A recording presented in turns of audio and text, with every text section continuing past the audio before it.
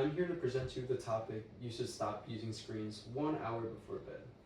Okay, my name is Brandon Mora, and here, me as a college student, I have experienced how easy it is to lose track of time, as I have been presented with various situations. Many students, and I can obviously see between my various students, fuck, dice, ¿cómo se dice tus compañeros en inglés? Compañeros. Companions. Companions? Okay. Now we're going to go walking. Hello, good afternoon. It is, I will be the presenter of this case today. My name is Brandon Ugalde-Morum, and the topic today we would discuss is you should stop using screens 1 hour before bed. Okay.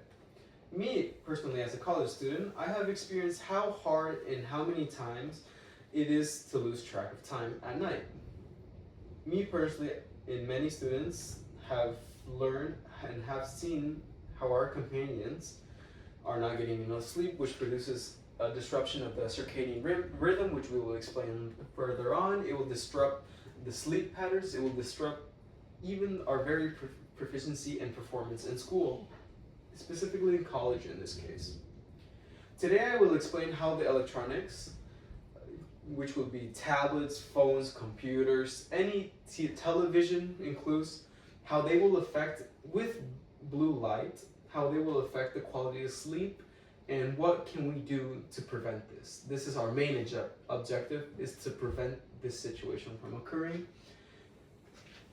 and causing many problems. We will abord first the students. The students in general, they are affected very much by their sleep, because all of us, as adults, as students, we need our sleep. With children in general, they need more hours of sleep, which is around usually 8 to 9 to 10 hours, while students around middle school and high school usually need up to 7 to 8 hours. While this is the general amount of sleep that everyone should obtain, we noticed that in students from college and from any other age above 18 years old, that they only usually get 6 to 8 hours. In some students, for example, medical students, obtain barely 4 to 6 hours due to their clinical trials, due to any reason that can affect this. So, what are the main topics that we need to board and talk about this is time. We need to be conscious of our time because, as we know, telephones are addicting, as social media, TikTok, Instagram, Facebook, or any other social media platform can be time consuming due to the fact that we lose awareness of our time, and inclusive that it can affect our overall state of emotion due to the uprising of dopamine and various affections and also can affect us mentally. It could provide children with incorrect information, which can lead them to grow up lives which are not monitored by adults. It can lead to adults causing their students to have learning difficulties due to not giving them the proper lecture and the proper learning a father or a mother should give unto their child, and instead to stop them from crying, they leave them to the side. And referring to one of my very trustful sources, which is Yadev, he provided a case in 2025, which I personally loved a lot, which helps explain that the symptomatic case of sleep deprivation or the usage of phones at night. He explains that one of the many symptoms that are provided is various headaches. He provides the situation where there is a decreased awareness, a decreased spatial awareness, a decreased mental capacity, and also provides various other difficulties, and inclusively provides many risks, which is health depriving in future sense. And he also explains how sleep deprivation and usage of phone at night can provide a decrease in performance as academically as many forms, inclusive romantically, sexually, and any other form. And as we know, this can provide a very, very terrible outcome. And for my second source, I would like to talk about light.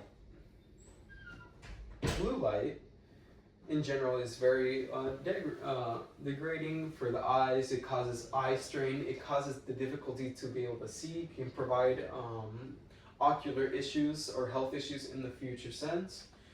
And we also see that if you use blue light 1 hour before bed, we can see on the spectrum of light, this causes an excess strain on our entire retinal system, which produces students to have a less quality sleep, which providing a less quality sleep will show what Yadi told us, which would be these symptomatics that I have expressed earlier. And what can we do to make this end? What can we do to fix this? It is very simple with a very few steps. One, what we can do is replace the phone usage with a non-digital activity. Most certainly would be, for example, a Sudoku puzzle written on paper. We could do reading. Reading is one of the most productive hobbies that we can do nowadays. Doing homework without using technological, if there's a homework that we have that does not require the technology, this would be very productive. And generally speaking, limitations. We need to provide restrictions and limitations upon ourselves as human beings, as we can see that this generally affects us as a person. And to be honest, imagine waking up rested instead of exhausted, instead of tired. It would be so much better as a society, to reduce this issue, which would be we have to stop using screens 1 hour before bed.